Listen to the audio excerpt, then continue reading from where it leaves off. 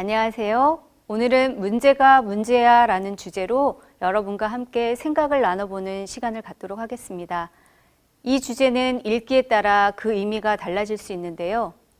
문제가 문제야 로 읽는 것과 문제가 문제야 읽는 것과 어떻게 읽느냐에 따라 그 의미가 달라짐을 느끼시겠죠? 오늘 여러분과 함께 나누는 주제는 어떤 톤으로 읽어야 할지 저와 내용을 나눈 후에 여러분들이 선택할 수 있을 겁니다. 자, 지금 제가 여러분에게 질문을 먼저 한번 드려볼게요. 혹시 여러분들 중에 나는 문제가 전혀 없어라고 생각하시는 분이 계신가요? 사실 누구든 어떤 가정이든 크고 작은 문제를 가지고 있을 거예요. 하지만 문제에 대해 느끼고 그 문제를 다루는 방법은 사람들마다, 가정들마다 다르겠죠. 문제를 골치 아픈 말 그대로의 problem, trouble의 문제로만 생각하면 우리에게 이득이 되는 게 하나도 없겠지요.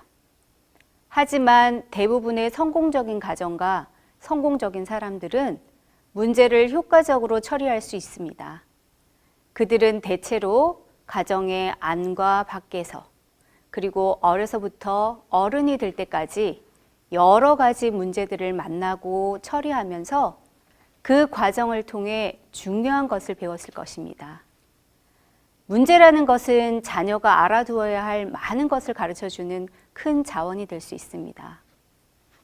그러므로 실제적으로 어떤 문제가 발생하면 적극적인 부모는 그 문제 때문에 여러 가지로 불편이 야기되고 속상한 것도 사실이지만 먼저 심호흡을 크게 하고 아하, 세상에 교육적인 기회가 생겼구나 라고 인식해야 합니다. 그런데 문제가 발생했을 때 그 문제를 다루기 전에 우리가 더 먼저 알고 해결해야 할 첫 번째 단계는 문제에 대한 소유자, 즉 문제의 책임 소재를 먼저 가리는 것입니다. 누가 문제를 소유하고 있느냐라는 질문은 누구의 마음이 바위돌을 올려놓은 것처럼 무거우냐로 바꾸어 질문하면 이해가 훨씬 쉬워집니다. 우리는 보통 잘못을 행한 사람이 문제를 소유하고 있다고 생각하는 경우가 대부분입니다. 누가 잘못된 행동을 하였는가가 아니라 누구의 마음이 더 불편한가 이거죠. 즉, 마음이 불편한 사람이 문제를 소유하고 있다는 것입니다. 제가 예를 하나 들어볼게요. 수업 시간에 자는 학생과 자는 학생을 지켜보는 선생님. 둘 중 누가 문제를 소유하고 있는 것 같나요? 수업 시간에 자고 있는 학생은 힘들어하지 않고 오히려 평화로울 수 있지요. 하지만 수업 시간인데 그것도 내가 지금 수업하고 있는데 자고 있는 학생을 바라보는 선생님의 마음은 어떨까요? 아유, 많이 피곤한가 보구나 라고 감정은 수용할 수 있어도 이 문제를 해결할 책임이 선생님에게 있기 때문에 수업 시간에 자는 행동을 하는 학생보다는 문제의 소유가 선생님에게 있다고 볼 수 있습니다. 제가 우리 아이들을 4살 때까지 직장까지 그만두고 키우다가 5살이 되었을 때 처음으로 어린이집을 보냈습니다. 어느 날 어린이집에 다녀온 쌍둥이 중 한 명이 저를 보자마자 막 달려와서 울먹이는 목소리로 엄마, 오늘 선생님이 나를 확 밀었어요. 아니, 밀었어요 라는 말도 듣는 순간 감정의 내, 동물의 뇌인 저의 변형계를 아주 짜릿하게 자극하는데 확이라는 말이 확 점점 확대되어 커지면서 제 머릿속을 가득 채우더라고요. 아니, 5살밖에 안 된 아이를 무엇 때문에 그렇게 확 밀었을까? 아무리 잘못을 해도 그렇지 어른이 아이를 있는 힘껏 밀었단 말이야? 그 순간 많은 장면들이 제 눈앞을 지나가더라고요. 순간 선생님에게 전화를 하고 싶은 생각이 들었어요. 그러나 그 당시에 제가 부모 교육을 받은 지 얼마 되지 않을 때였거든요. 따끈따끈한 상태였고 배운 엄마였던 거죠. 전화기를 향해 달려가던 저의 발을 잠시 멈추고 배웠던 대로 잠시 숨을 고르면서 인간적인 모습을 유지할 수 있도록 만들어주는 역할을 하는 이성의 뇌인 전두엽이 활성화할 시간을 벌었어요. 그리고 제가 아이한테 눈높이를 맞추면서 부드럽게 물어봤어요. 우연아, 선생님이 너가 어떻게 했는데 확 미셨어? 엄마한테 자세하게 말해줄 수 있어?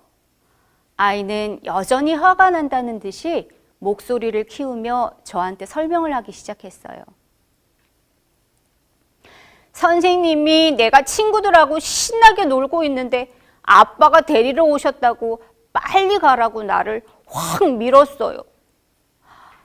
아이고. 친구들과 재미있게 더 놀고 싶은데 아빠가 오셨다고 얼른 가라고 재촉하는 선생님의 손길을 아이는 자신의 감정적으로 느낀 느낌까지 해석으로 보태서 저한테 이야기를 한 거죠. 제가 처음 아이의 이야기를 들었을 때 우리 아이의 문제 소유가 저한테 온전히 전이가 된 것입니다. 속상했던 아이의 감정이 고스란히 저의 속상함으로 전달된 거죠. 제가 아이의 문제를 저의 문제로 소유받은 그 순간 감정적으로 판단하여 만약에 선생님에게 전화를 걸었다면 선생님은 얼마나 황당하셨을까요? 지금도 사실 그때를 생각하면 아찔하답니다. 아이의 상황을 다시 전해 들은 후 저는 문제의 소유자가 제가 아닌 우리 아이라는 걸 알게 되었어요. 신변이 위험하거나 폭력에 연루되어 있는 상황이 아니었기 때문에 감정 수용으로 지지를 해주면 되는 상황이라 선생님이 우리 우연이가 친구들이랑 조금 더 놀고 싶은데 빨리 가라고 해서 속상했구나 라고 구나라는 특효약을 발라주었어요. 많은 문제들이 이 구나라는 특효약으로 조금만 도와주어도 신기하게 해소되는 경우가 많이 있답니다. 엄마가 본인의 감정을 잘 읽어주니 선생님도 아빠가 기다리고 있으니까 뭐 빨리 가라고 그러셨을 거야 라며 제가 더 이상 선생님의 상황까지 굳이 이해를 시키지 않아도 스스로 자신의 문제를 해결하는 아주 의젓한 모습까지 보여주었습니다. 이렇듯 누가 문제를 소유하는가를 알아보는 것은 문제 해결에서 여러분들이 생각하시는 것보다 훨씬 더 중요한 일입니다. 혹시 박강수라는 만화가가 조선일보에 연재했던 강수생각이라는 만화를 보신 적이 있으신가요? 책으로도 출간되었지요. 그 만화에 나온 이야기를 들어보시면 문제 소유 가리기가 왜 중요한지 더 잘 알 수 있을 겁니다. 광수가 어느 날 병원을 찾아갑니다. 의사 선생님, 이 손가락으로 머리를 눌러도 아프고 목을 눌러도 아프고 배를 눌러도 팔과 다리를 눌러도 아픕니다. 의사 선생님이 이리저리 살펴보고 진찰을 마치고 강수에게 결과를 알려줍니다. 강수님, 당신은 지금 손가락을 다치셨습니다. 손가락이 아픈 건지 온몸이 아픈 건지 정확하게 진단을 해야지 거기에 따른 치료와 처방을 해줄 수 있습니다. 이처럼 누가 문제를 안고 힘들어하는가에 따라 대화 방식이 달라지기 때문에 문제에 대한 책임 소유를 가르는 것은 무엇보다 중요하다고 볼 수 있는 겁니다. 하지만 흥분 상태인 감정의 뇌, 변형계가 발달되어 이성의 뇌인 전두엽이 꺼진 상태라면 문제 소유 가리기도 불가능하게 됩니다. 일단 나의 전두엽부터 반짝반짝 켜놓고 이성적으로 판단할 수 있는 상태에서 문제 소유를 가려야 합니다.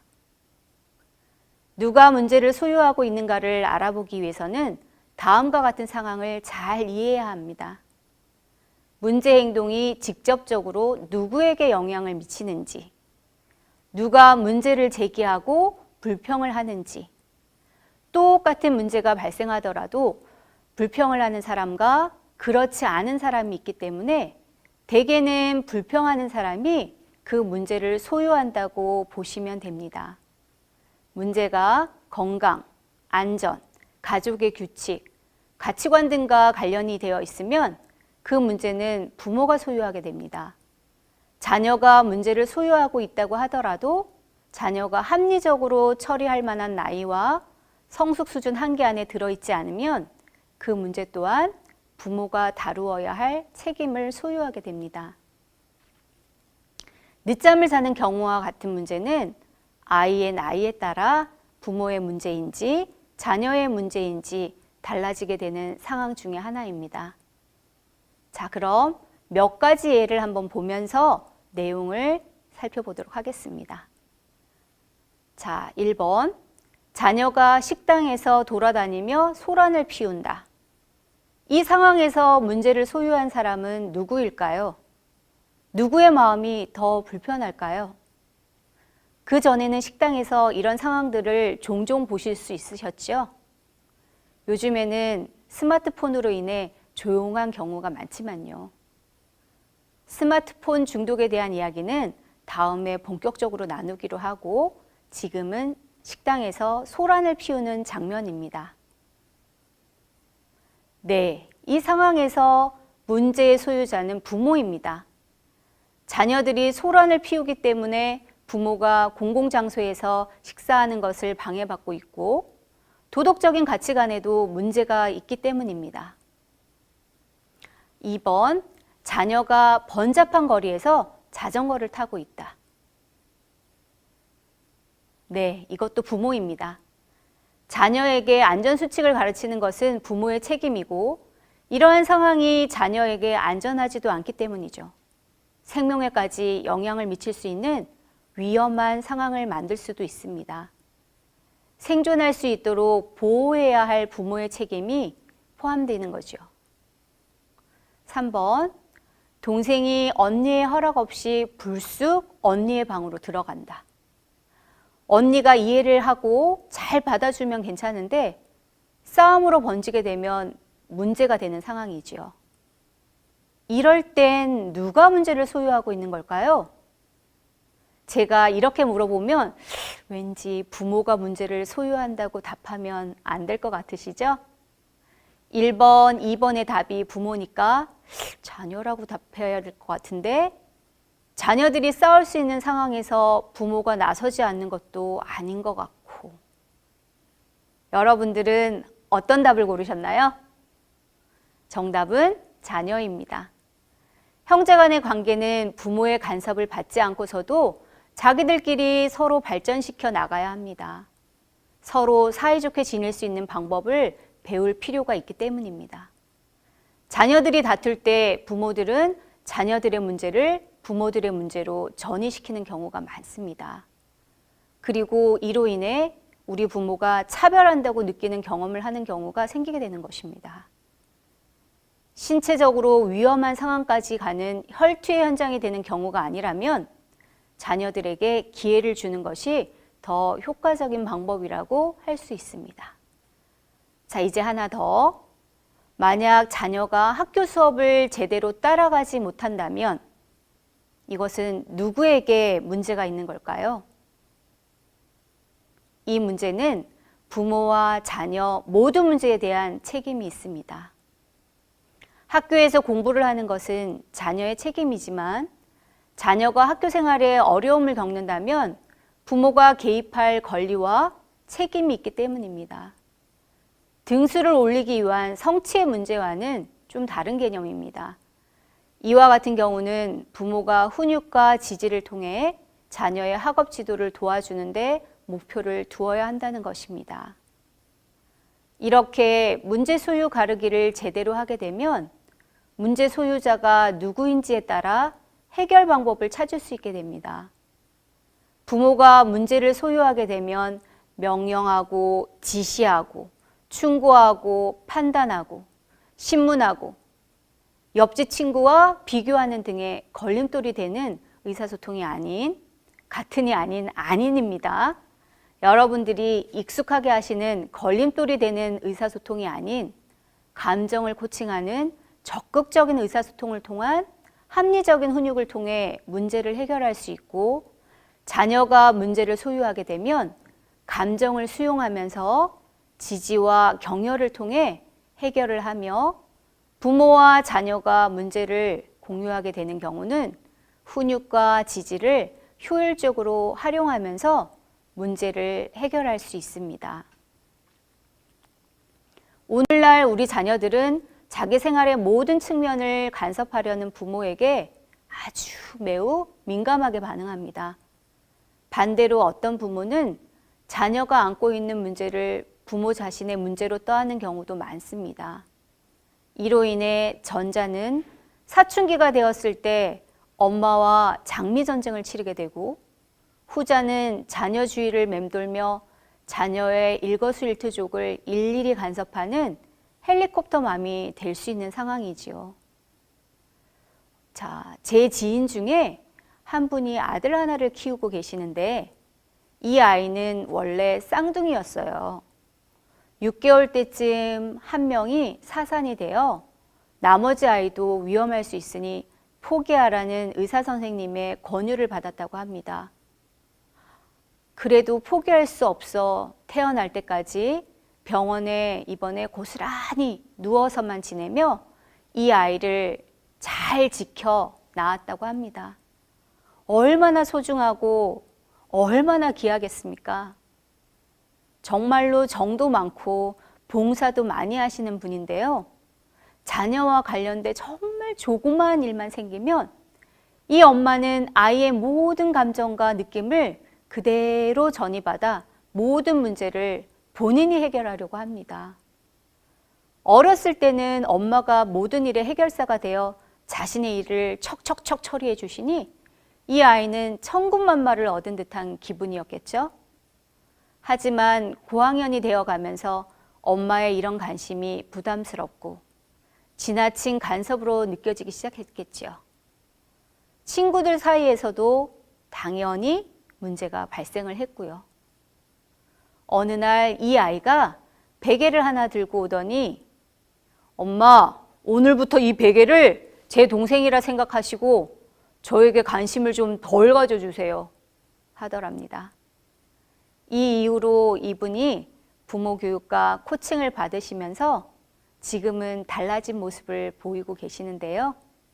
이 사례는 전자와 후자의 경우를 모두 경험한 한 예가 될 수 있습니다.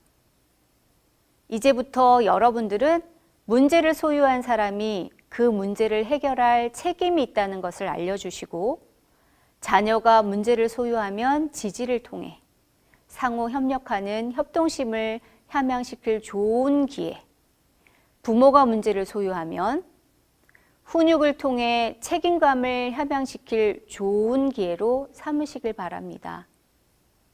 처벌은 적대감을 일으키므로 긍정적인 변화를 기대하기 어렵지만, 훈육은 책임감과 함께 긍정적인 변화를 일으킬 수 있습니다. 자녀 교육과 관련된 책 중에 다음과 같은 말이 있습니다.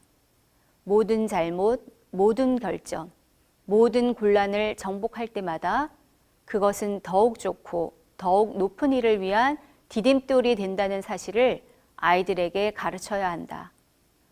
보람 있는 일생을 보낸 모든 사람이 이룩한 성공은 다 이러한 경험을 통하여 된 것이다.